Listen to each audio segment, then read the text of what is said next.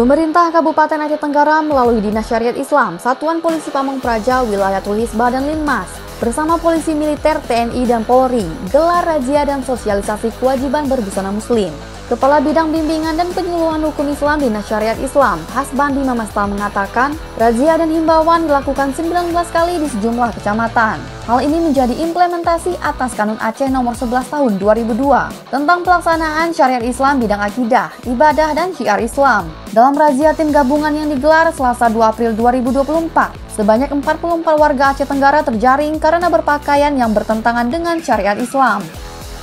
Hari ini kita melaksanakan giat himbauan berbusana Islami dan larangan berpakaian ketat, khususnya bagi saudara-saudara kita yang Muslim dan Muslimah.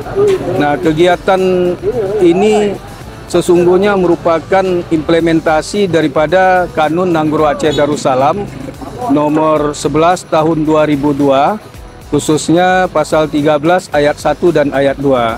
Nah, kita melaksanakan giat ini ada 19 kali giat kita, 19 kali turun, dan alhamdulillah hari ini merupakan perdana kita melaksanakan giat.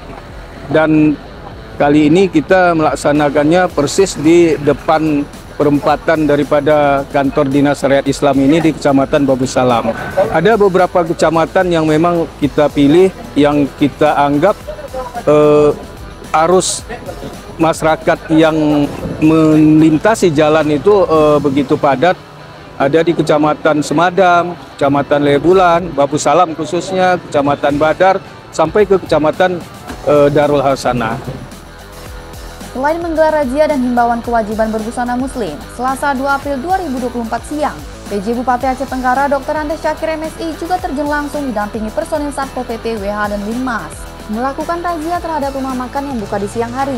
Razia dilakukan terhadap rumah makan di sepanjang Jalan Cut Nyadin, Pasbel.